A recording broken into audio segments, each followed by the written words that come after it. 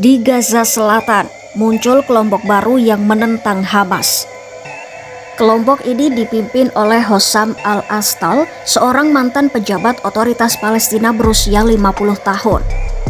Al-Astal mengumumkan pembentukan milisi bernama Pasukan Serangan Melawan Teror di desa Kizan Al-Najjar dekat Khan Younis.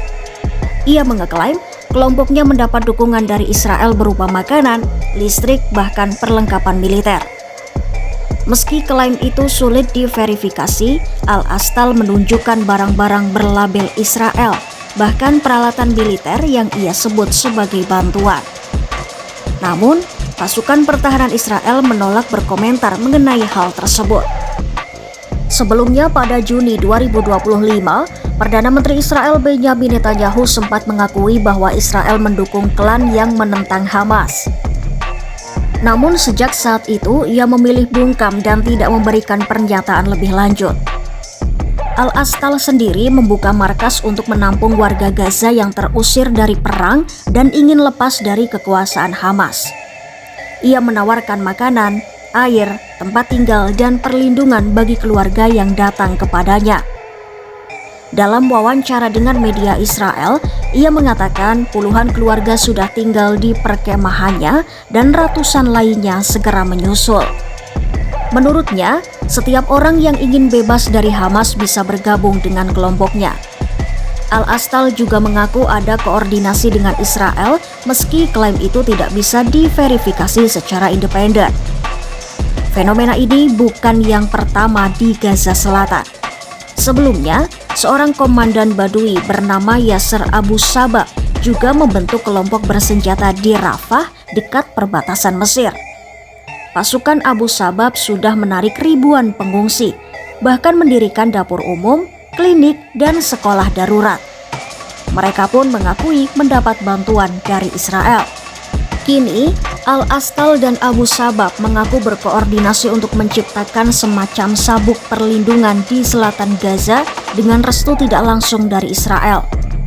Munculnya kelompok-kelompok baru ini menunjukkan adanya kekosongan kekuasaan di Gaza setelah Hamas dipukul mundur oleh operasi militer Israel sejak Oktober 2023. Israel sendiri enggan mengambil kendali sipil atas Gaza dan tidak siap menyerahkan wilayah itu kepada otoritas Palestina.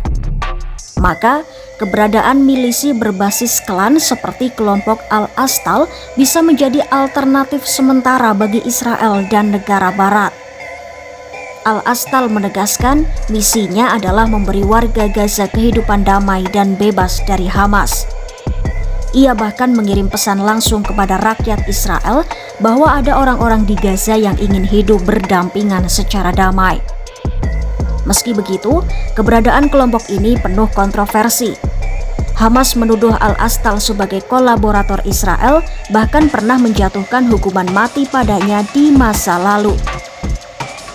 Al-Astal sendiri mengaku pernah beberapa kali dipenjara oleh Hamas, namun tetap bersikeras menentang mereka sejak awal. Ia mengeklaim lebih dari 80% warga Gaza sudah tidak menginginkan Hamas kembali berkuasa, tapi banyak yang takut akan balas dendam jika Hamas bangkit lagi. Iya, kehadiran milisi anti-Hamas seperti yang dipimpin Hossam Al-Astal dan Yasser Abu Al-Sabab memperlihatkan babak baru di Gaza Selatan. Mereka menawarkan perlindungan, makanan, dan janji kehidupan tanpa Hamas dengan dukungan diam-diam dari Israel. Namun, masa depan mereka masih penuh tanda tanya. Apakah benar bisa jadi alternatif pemerintahan di Gaza? Ataukah hanya sekadar alat baru dalam konflik panjang Israel-Hamas? Yang jelas, munculnya kantong anti-Hamas ini menandai dinamika baru di jalur Gaza ketika Hamas kian terdesak dan warga Gaza mencari jalan lain untuk bertahan hidup.